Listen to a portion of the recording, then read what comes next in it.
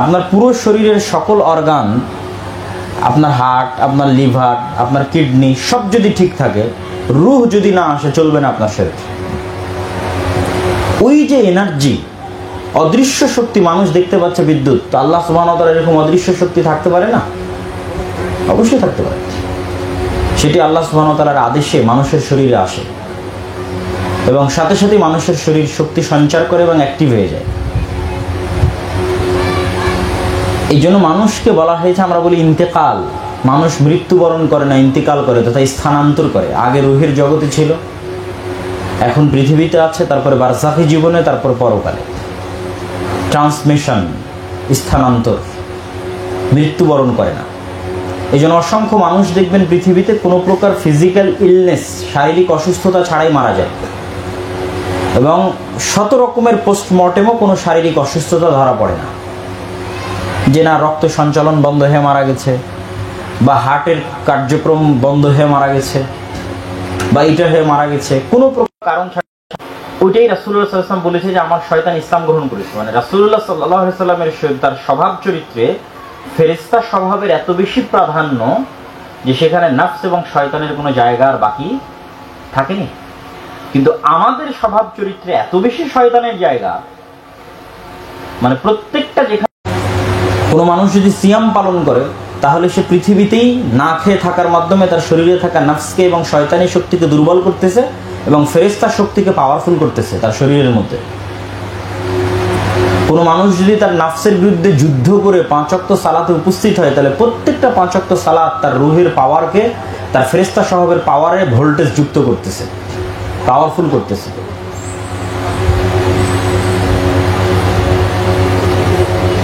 এবং এই প্রক্রিয়ার মাধ্যমেই এই উভয় শক্তির দ্বন্দ্বের মধ্যে ডিসিশন নেয় হচ্ছে মানুষের বিবেক।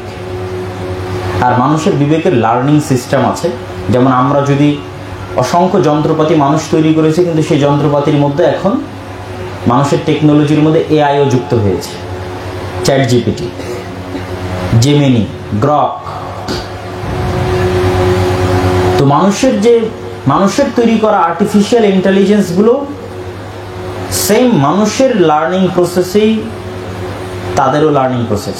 পার্থক্য এতটুকু, তারা সবকিছু গাণিতিকভাবে শিখে। আর্টিফিশিয়াল ইন্টেলিজেন্স সবকিছু গাণিতিকভাবে শিখে, সে আলাদা করে আসলে কোনো কিছু বুঝে না, সবকিছুকে গণিতের দৃষ্টিতে দেখে, কিন্তু তার লার্নিং প্রসেসটা মানুষের মতো। তো মানুষও তার বয়সের পরিক্রমায়, অভিজ্ঞতায়, এক্সপিরিয়েন্সে আল্লাহ সকল সৃষ্টিজীবকে সৃষ্টি করেছে একটা লিমিটেড সক্ষমতা দিয়ে, আর মানুষের ব্রেনকে স্বাধীন করে দিয়েছে শিখার জন্য। মানুষ তার অভিজ্ঞতা, কোরআন হাদিস, আলেম ওলামার সংস্পর্শ, নবীদের দাওয়াত, আল্লাহর পাঠানো কিতাব, এগুলো সবগুলো থেকে অভিজ্ঞতা নিয়ে মানুষ সিদ্ধান্ত নিতে পারবে সে কি তার শরীরে শয়তানকে পাওয়ারফুল করবে না ফেরেশতাকে পাওয়ারফুল করবে। সিদ্ধান্ত মানুষের।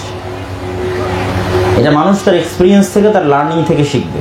এই জন্য জ্ঞান অর্জন করতে হবে, এই জন্য আপনাকে কোরআন শিখতে হবে, হাদিস শিখতে হবে, মানেন অথবা না মানেন শিখতে হবে। না মানেন কিন্তু তবুও পড়ে দেখেন, তখন জানলে মানার আগ্রহ তৈরি হবে, আপনি ডিসিশন নিতে পারবেন। ডিসিশন নিলে আপনি আপনার শরীরে ফেরেশতাকে পাওয়ারফুল করবেন না শয়তানকে পাওয়ারফুল করবেন সিদ্ধান্ত নিতে পারবেন। যদি আপনি চান আপনার শরীরে ফেরেশতা পাওয়ারফুল হোক, আপনার আশেপাশে সবসময় ফেরেশতা থাকুক, সবসময় পজিটিভ এনার্জি, আল্লাহ সুবহানাহু ওয়া তাআলার নূর, আল্লাহ সুবহানাহু ওয়া তাআলার রহমত এবং বরকত আপনাকে ঘিরে থাকুক, আপনার রূহকে, আপনার শরীরকে, তাহলে ওই যে প্রত্যেকটা ধাপে আপনাকে আল্লাহ এবং আল্লাহর রাসূলের দেওয়া সিস্টেম ফলো করতে হবে। যেমন রুমে ঢোকার সময় আপনি বলেন আসসালামু আলাইকুম, তা আল্লাহ নবী কি বলছে? আসসালামু আলাইকুম বললে শয়তান পালিয়ে যাবে, মানে শয়তান দুর্বল হয়ে গেল। আর কি পাওয়ারফুল হলো? অবশ্যই ফেরেশতারা পাওয়ারফুল হলো। আপনি আপনার ঘরে, আপনার অফিসে, আপনার চেম্বারে নেতা নেত্রীর ছবি ঝুলিয়ে রেখেছেন, ওখানে কন্টিনিউয়াস কে পাওয়ারফুল হচ্ছে? বলেন তো কে পাওয়ারফুল হচ্ছে? শয়তান পাওয়ারফুল হচ্ছে। আপনি কোনো ছবি মূর্তি রাখলেন না, কিছু রাখলেন না, সালাম দিয়ে প্রবেশ করলেন, তাহলে আপনার আশেপাশে কে পাওয়ারফুল হচ্ছে? ফেরেশতা পাওয়ারফুল। ডিসিশন আপনার। আপনি যদি সবসময় ফেরেশতাদের সাথে থাকেন, আপনার জিকির, আপনার আজগার, আপনার তাসবিহ ফেরেশতাদের তাসবিহের সাথে মিশে আল্লাহ সুবহানাহু ওয়া তাআলা পর্যন্ত পৌঁছে যাবে। এই জন্য ইবনুল কাইয়িম রাহিমাহুল্লাহ বলছে যে দোয়া করার চাইতে আল্লাহর তাসবিহ পাঠ করা সকাল সন্ধ্যার বেশি ফজিলতপূর্ণ ইবাদত। কেননা মানুষই তো ইলেকট্রোম্যাগনেটিক ওয়েভকে কাজে লাগিয়ে এক জায়গা থেকে আর এক জায়গা পর্যন্ত অতি দ্রুত তথ্য পাচার করতেছে, মানে পাঠিয়ে দিচ্ছে। এই ইলেকট্রোম্যাগনেটিক ওয়েভের অনেকগুলো স্তর আছে,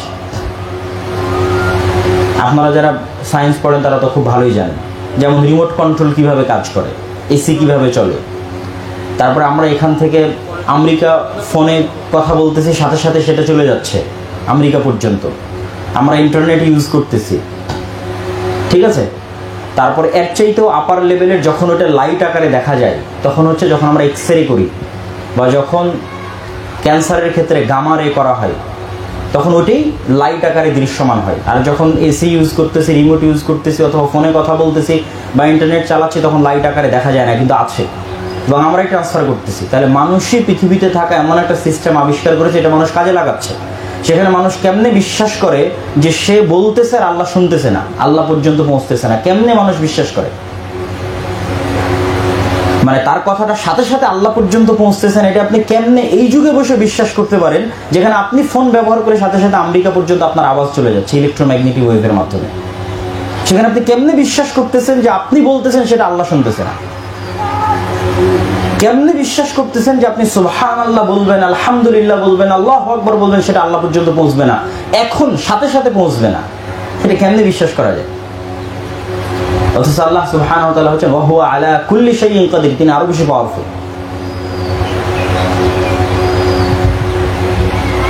আগের পৃথিবীর চাইতে এই পৃথিবীতে বসবাস করে ইসলামকে অস্বীকার করা, পরকালকে অস্বীকার করা সবচেয়ে বড় বোকামি।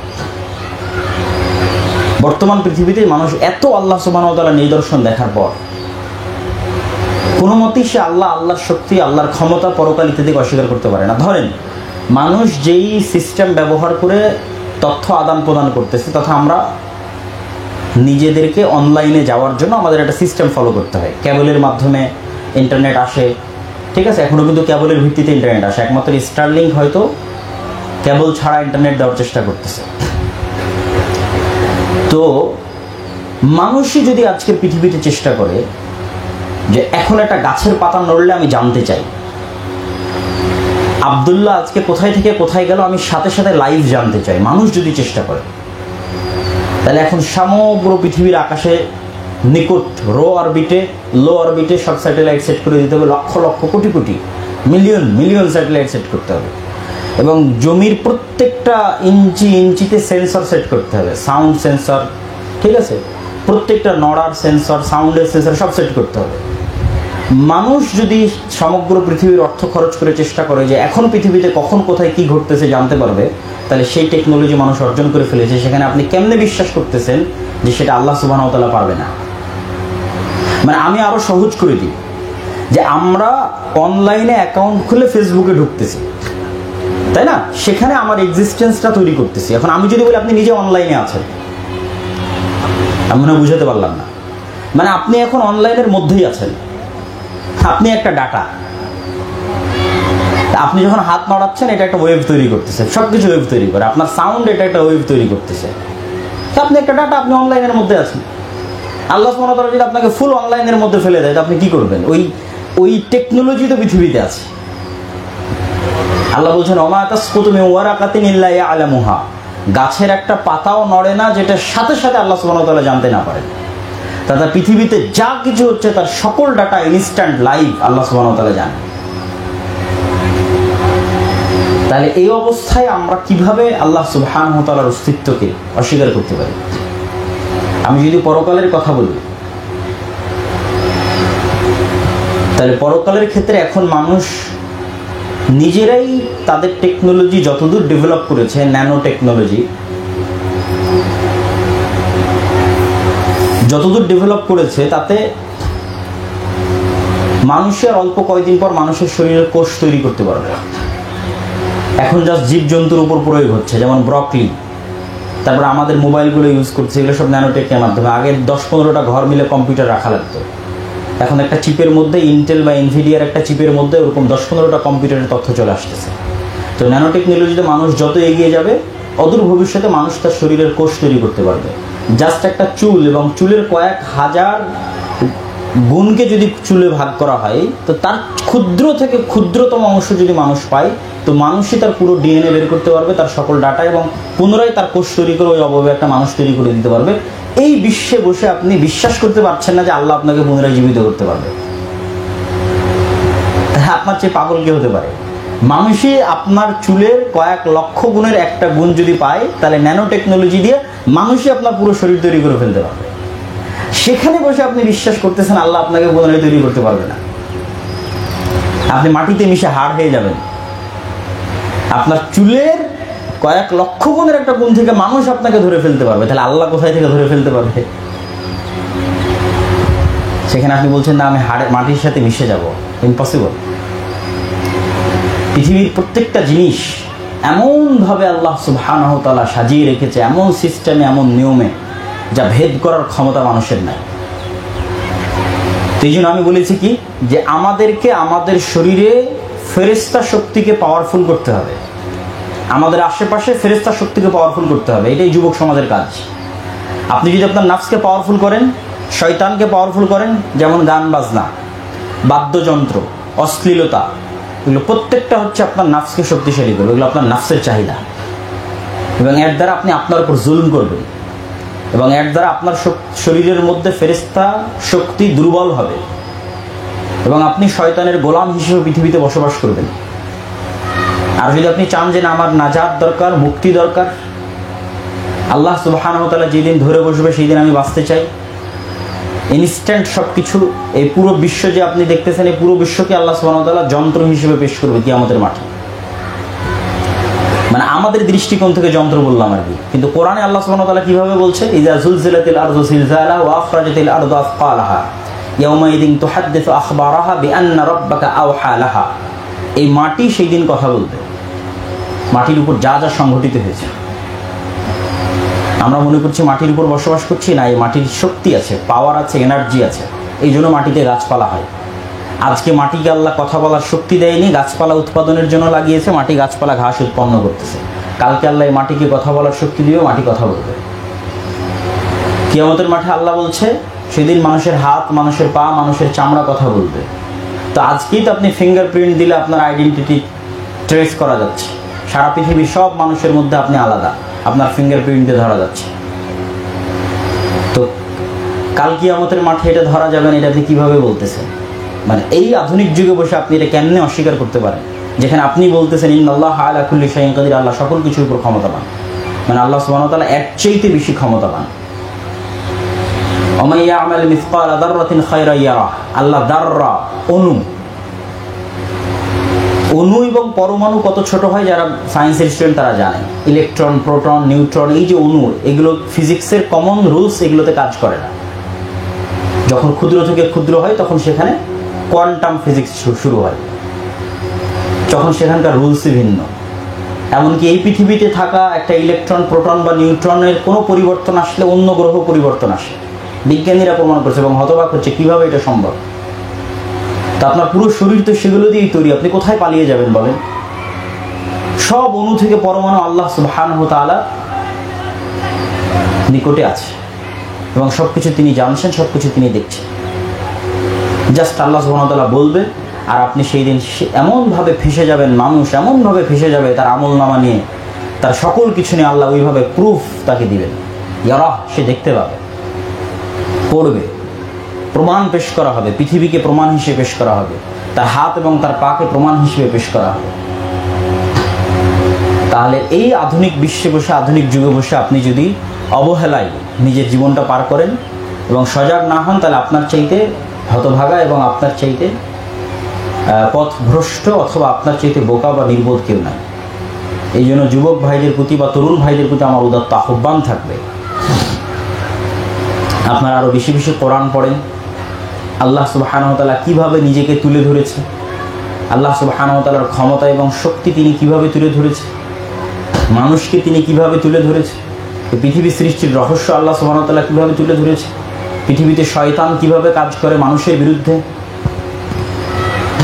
এবং যত দিন যাবে তত শয়তানি শক্তির পাওয়ার বাড়বে, এবং আস্তে আস্তে দাজ্জালের সময় যখন আসবে তখন সবচেয়ে বেশি পাওয়ারফুল থাকবে শয়তানি শক্তি। এবং শয়তানি শক্তি যখন সর্বোচ্চ পাওয়ারফুল থাকবে তখন আপনি সর্বোচ্চ ঈমান দিয়ে বাঁচতে পারবেন। মুসলমানেরা সর্বোচ্চ টেকনোলজির বিপরীতে সর্বোচ্চ ইমান দিয়ে বাঁচতে পারবে। টেকনোলজিতে আমেরিকা 500,000 বছর এগিয়ে আছে মুসলমানদের চেয়েতে, মুসলমানদের উন্নত কান্ট্রির চেয়েতে। আর মুসলমানদের তৃতীয় বিশ্বের দেশগুলো তো গণার মধ্যেই পড়ে না। ইনফ্লেশনের মাধ্যমে, মুদ্রাস্ফীতির মাধ্যমে আমরা যত অর্থ হারাই তার প্রত্যেকটা অর্থ আমেরিকায় চলে যায়। মুদ্রাস্ফীতির মাধ্যমে সারা পৃথিবী থেকে যত অর্থ কমে তার প্রতিটা আমেরিকায় যায়। এবং এখন যে পৃথিবীতে যুদ্ধগুলো দেখতেছেন এগুলো জ্ঞানের যুদ্ধ, মানে জ্ঞান কেন্দ্রিক ক্ষমতার যুদ্ধ। ওই যে মোবাইলের চিপের গল্প করলাম, ওইটা শুধু আমেরিকার কোম্পানি ইন্টেল এবং ইনভিডিয়া বানাতে পারে। চায়না খুব চেষ্টা করতেছে হুয়াই দিয়ে, না তারা ওইরকম চিপ বানাবে, কিন্তু এখন ওই লেভেলে পৌঁছতে পারতেছে না। এবং ইরানের বিরুদ্ধে যুদ্ধ করতেছে কেন? যেন সে পারমাণবিক বম না বানাতে পারে, তার বিজ্ঞানীকে হত্যা করা হচ্ছে। তথা ক্ষমতা টেকনোলজি কেন্দ্রিক হয়ে গেছে। টেকনোলজিতে যে সবচেয়ে বেশি এগিয়ে থাকবে সে ক্ষমতার মালিক। কিন্তু মুসলমানদের এখানে পিছিয়েছে 500-1000 বছর। তাহলে মুসলমানদের কাছে একে তো নাই টেকনোলজি, আবার নাই ইমান, মুনাফিকিতে পরিপূর্ণ। এই জন্য আল্লামা ইকবাল বলেছে, ইয়ে দৌর আপনি বারাহিম কি তালাশ মে হ্যাঁ। এই যুগে যদি মুসলমানেরা বাঁচতে চায় তাহলে ইব্রাহিমের মতো ইমানওয়ালা মানুষ লাগবে। ইব্রাহিম আলাইহিস সালাতু ওয়াস সালামের মতো পূর্ণাঙ্গ সর্বোচ্চ ইমানের অধিকারী মানুষ লাগবে। এবং সর্বোচ্চ ইমানের অধিকারী মানুষের সামনে যত সর্বোচ্চ টেকনোলজি আসুক, যত সর্বোচ্চ জাদু আসুক, শয়তানি শক্তি আসুক, ফেল করবে। তার অতীতে নমুনা আছে এবং ভবিষ্যতের একটা নমুনা আল্লাহর নবী দিয়ে গেছে। অতীতের নমুনা কি? ফেরাউন আর মুসা। ফেরাউনের কাছে সকল জাদুকরী শয়তানি শক্তি একত্রিত ছিল, আর মুসা আলাইহিস সালাতু ওয়াস সালামের কাছে ছিল আল্লাহর প্রতি অগাধ আস্থা এবং অগাধ বিশ্বাস। আর আল্লাহু আলা কুল্লি শাইইন কাদির, আল্লাহ হচ্ছে সকল কিছুর উপর ক্ষমতাবান। মুসার অগাধ আস্থা এবং অগাধ বিশ্বাস ফেরাউনের সকল শক্তি, সামর্থ্য, প্ল্যান, টেকনোলজি, জাদু সকল কিছুর উপর বিজয় লাভ করেছে এবং আল্লাহ ফেরাউনকে অসহায়ভাবে ধ্বংস করেছে। আর কিয়ামতের নিকট মুহূর্তে সবচেয়ে বেশি শয়তানি শক্তিতে পাওয়ারফুল থাকবে দাজ্জাল। সেটা যেভাবেই থাকুক, জাদু দিয়ে থাকুক, শয়তানি শক্তিতে থাকুক, টেকনোলজিতে থাকুক, সেটা সেই দিনের বাস্তবতায় বোঝা যাবে, কিন্তু থাকবে। তো রাসূলুল্লাহ সাল্লাল্লাহু আলাইহি সাল্লাম বলছেন যে আমার উম্মতের একজন দাজ্জালকে বলবে যে তুই মিথ্যুক। তখন দাজ্জাল ওকে হত্যা করবে, হত্যা করে পুনরায় জীবিত করবে। পুনরায় জীবিত করে ওকে বলবে যে দেখ, তোকে হত্যা করে পুনরায় জীবিত করলাম, তবুও তুই আমাকে বিশ্বাস করবি না? সে দাজ্জাল তার জান্নাত জাহান্নাম দেখিয়েছে, আকাশ থেকে বৃষ্টি বর্ষণ করিয়েছে, জমি থেকে ফসল উৎপন্ন করেছে, ফসল বন্ধ করে দিয়েছে। এখন তাকে প্র্যাকটিক্যাল দেখাচ্ছে যে তোকেই হত্যা করে তোকেই জীবিত করলাম। তখন জীবিত হওয়ার পর সে আবার বলছে তুই মিথ্যুক। তো পুনরায় মিথ্যুক বলাতে দাজ্জাল ক্ষিপ্ত হয়ে যাবে এবং ক্ষিপ্ত হয়ে ওকে পুনরায় হত্যা করতে চাইবে, কিন্তু ওকে আর হত্যা করতে পারবে না। তাহলে দাজ্জালের শয়তানি শক্তি আর জাদুকরী শক্তি আর টেকনোলজি শক্তি, যেই শক্তিতেই সে পাওয়ারফুল থাকুক, যেই শক্তিতেই সে একজন মানুষকে মৃত করে আবার জীবিত করতে পারবে, সেই শক্তি পরাজিত হয়ে যাবে ইমানের সামনে। বলেন আল্লাহু আকবার। মুসলমানদের ওই ইমান দরকার, কিন্তু মুসলমানেরা মুনাফিকিতে ব্যস্ত। আপনি ফিলিস্তিনে যান, ফিলিস্তিনের অবস্থা যাচাই করেন, দেখবেন মুসলমানদের দুইটা সবচেয়ে বড় সমস্যা, হয় খেলতামাশায় ব্যস্ত, না হয় মুনাফিকিতে ব্যস্ত। মুনাফিকি বলতে মিথ্যা, দুর্নীতি, ধোঁকা। ওই যে 16 বছরের গল্প আপনারা বলেন, তো 16 বছরে এমন কোনো ওসি, ডিসি, এসপি, মন্ত্রী, মিনিস্টার ছিল না যারা মনে হয় না তাহাজ্জুদ গুজার ছিল না, আল্লাহওয়ালা ছিল না, ওমরাকারী, সালাত আদায়কারী ছিল না, কিন্তু ছিল মিথ্যুক, ছিল দুর্নীতিবাজ, ছিল ধোঁকাবাজ, নিজ নিজ দায়িত্বে আমানতের খেয়ানতকারী। এগুলো মুনাফিক মুসলিম। তো আপনি ফিলিস্তিনে যখন ত্রাণ দিতে যাবেন, ওই ত্রাণ দেওয়ার যে ধাপগুলো দালালিতে পূর্ণ হয়ে আছে, মানে সিন্ডিকেটে পূর্ণ হয়ে আছে, যে একটা গরুর দাম বা একটা ছাগলের দাম বা একটা জিনিসের দাম মিশরের বাজারে যা, ওদেরই 4 গুণ, 5 গুণ, 10 গুণ দাম গাজার বাজারে। এই সিন্ডিকেটটা কোনো ইহুদি মেনটেন করে না। এই সিন্ডিকেটটা রক্ত মাংসে গড়া নামাজি, আল্লাহওয়ালা, তাহাজ্জুদ গুজার, পরহেজগার মুসলমানই মেনটেন করে আর এক মুসলমানের ক্ষতি করার জন্য। এই হলো মুনাফিক মুসলমান, যার ইনকাম এবং রুজি রুটি চলে মিথ্যার উপর, দুর্নীতির উপর, ধোঁকার উপর। এই জন্য রাসূল সাল্লাল্লাহু আলাইহি ওয়াসাল্লাম বলেছেন, ইযা হাদ্দাসা কাযাবা ওয়া ইযা ওয়া'আদা আখলাফা ওয়া ইযা আতুমিনা খানা। আমানতের খেয়ানত করে, মিথ্যা বলে, এগুলো মুনাফিক। ওই জন্য আল্লামা ইকবাল বলেছে ইব্রাহিমের মতো ঈমানওয়ালা মুসলিম লাগবে, মুনাফিক মুসলিমদের কোনো কাজ হবে না, মুনাফিক মুসলিমদের বিজয় হবে না। নাই টেকনোলজি, তার উপর মুনাফিকিতে ভরা। আর একটা কি, খেলতামাশা, আনন্দ উদযাপন। যেই সময় মুসলমানদের লাশ পড়তেছে ওই সময় আরব বিশ্বের টুইটারের ট্রেন্ড হচ্ছে ফুটবল। অথচ ওই এট এ টাইম ইসরায়েলের সব ছোট ছোট বাচ্চারা, ইহুদিদের সব ছোট ছোট সন্তানেরা কি শিখতেছে? জ্ঞান অর্জনে ব্যস্ত আছে, সায়েন্স অ্যান্ড টেকনোলজি নিয়ে জ্ঞান অর্জনে ব্যস্ত আছে। তাদের কাছে সময় নষ্ট বলে কিছু নয়। তার মানে আমি তাদের সুনাম করছি তা না, আল্লাহ তাদের অভিশপ্ত বলেছে। কেন অভিশপ্ত বলেছে? তারা সত্য জানে, কিন্তু সুপারিয়রিটি থিওরিতে বিশ্বাস করার কারণে, আত্ম অহংকারের কারণে তারা পৃথিবীর মানুষকে সত্য থেকে বিমুখ রাখতে চায়। কেন? তারা জানে পৃথিবীর মানুষ যত বেশি নেশাদার হবে, পৃথিবীর মানুষ যত বেশি খেলতামাশা প্রিয় হবে, যত বেশি জুয়ায় আসক্ত হবে, এরা তত বেশি পাগল হবে। যত বেশি মেন্টাল পাগল হবে তত এদেরকে গোলাম বানানো সহজ হবে। আর যেহেতু আমরা ইহুদিরা সংখ্যায় অল্প, এদেরকে এই সমস্ত নেশা জুয়া দিয়ে ব্যস্ত না রাখতে পারলে আমরা তো এদের কন্ট্রোল করতে পারবো না। সুতরাং নেশা জুয়া খেলতামাশা দিয়ে এদেরকে ব্যস্ত রাখো, আর সায়েন্স অ্যান্ড টেকনোলজির জ্ঞান আমরা অর্জন করি, তাহলে পৃথিবী আমরা চালাবো। আর মুসলমানেরা সেই ফাঁদেই পা দিয়েছে। এই জন্য যখন সমগ্র পৃথিবীতে ফুটবল বিশ্বকাপ হয়, আপনি অক্সফোর্ড, ক্যামব্রিজ, হার্ভার্ডে পাবেন না যে একসাথে হাজার হাজার ছাত্র ওই স্ক্রিন ঝুলিয়ে খেলা দেখতেছে। কিন্তু ঢাকা বিশ্ববিদ্যালয়ের আছে, বিশ্ববিদ্যালয়ে ঠিকই দেখবেন সবার সময় আছে নষ্ট করার মতো। অথচ মানুষের জীবনের অপর নামই হচ্ছে সময়।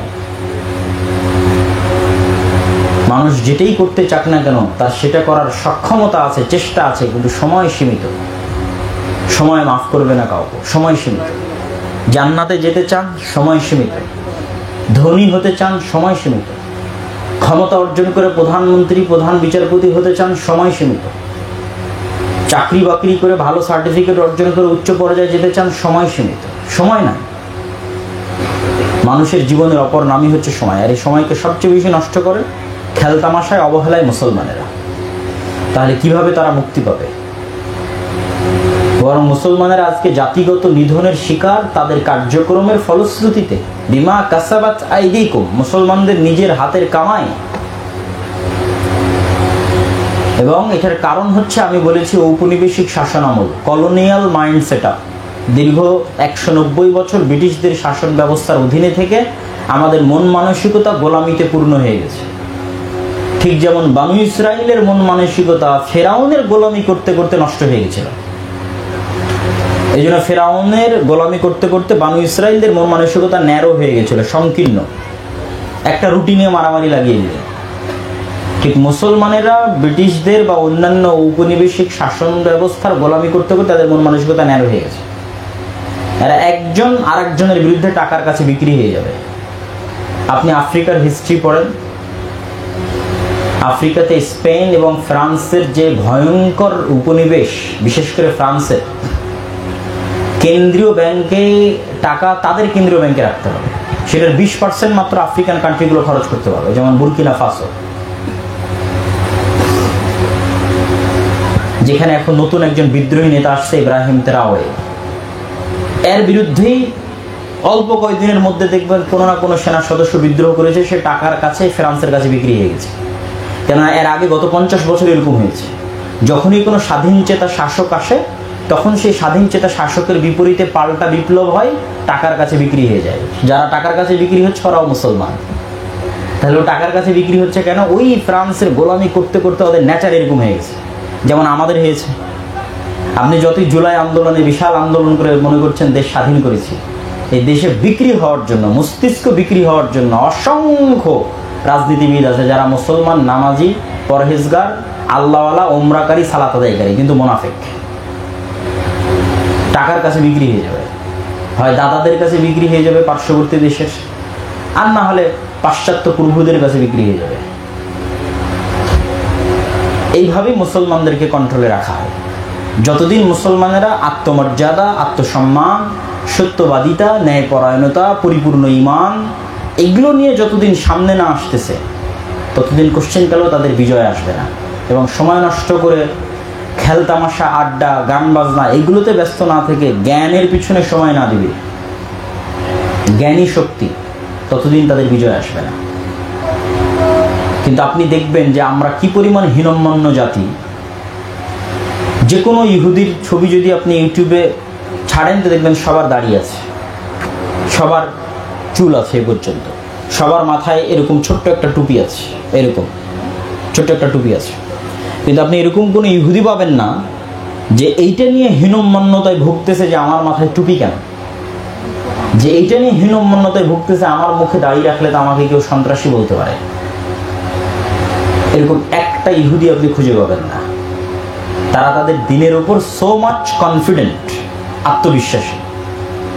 কিন্তু আপনি এরকম একটা মুসলমান খুঁজে পাওয়া কঠিন আছে যে মুসলমান দাঁড়িয়ে রাখে ও হীনম্মন্যতায় ভুগে, যে মাথায় টুপি দেয় ও হীনম্মন্যতায় ভুগে, যে দেহাইনি রাখেনি তার কথা বাদ দিলাম। তাহলে গোলামি করতে করতে আমাদের মেন্টালিটি কোথায় চলে গেছে? এই জন্য আমি ভারতের সাথে উদাহরণ দিতে গিয়ে বলি যে আমাদের কিছু কিছু ছেলেরা আছে যারা এরকম ট্রল করতে চায় যে তারা হচ্ছে গরুর মূত্র খায় আর আমরা হচ্ছে গরুর দুধ খাই, তো খুব শক্তিশালী। কিন্তু আমার কাছে তারাই শক্তিশালী, মুসলমানেরাই দুর্বল। তার কারণ হচ্ছে 47-এ সবগুলোই স্বাধীন হয়েছে ব্রিটিশ কলোনি থেকে, ইন্ডিয়া, পাকিস্তান, বাংলাদেশ, তিনটেই। তো 47-এ যখন তিনটেই স্বাধীন হয় তখন পাকিস্তান আর বাংলাদেশ স্বাধীন হয়েছে ধর্মের নামে, মানে এরা মুসলমান তাই আলাদা দেশ করবে। আর 47-এ ইন্ডিয়া স্বাধীন হয়েছে সেকুলারিজমের উপর, ধর্মনিরপেক্ষতাবাদের উপর। আর 47 থেকে 2025 প্রায় 75 বছর পর ওই ইন্ডিয়া যেটা প্রতিষ্ঠিত হয়েছিল সেকুলারিজমের উপর, সেটা দাঁড়িয়ে আছে কট্টর হিন্দুত্ববাদের উপর। অথচ হিন্দুত্ববাদ একটা কোনো ধর্মের মধ্যেই পড়ে না, যে কোনো একটা ধর্মের মধ্যে পৃথিবীতে কাউন্ট করা হবে, আর কোনো থিওরি, কোনো লজিক কিছু না। কিন্তু সেটা রাষ্ট্রে প্রতিষ্ঠিত হয়ে গেছে। আর আপনি পাকিস্তানের শাসকদের বলেন আর বাংলাদেশের শাসকদের বলেন, এদের যদি বলেন যে ইসলামের নামে তোমাদের দেশে শাসন ব্যবস্থা তৈরি করতে বলে, বাপরে বাপ, কে কত বড় সেকুলার, কে কত বড় সেকুলার সেটা প্রমাণ করার জন্য 500 বার সিজদা করা লাগলে 500 বার সিজদা করবে, তাও দেখাতে চাইবে যে না আমি সেকুলার।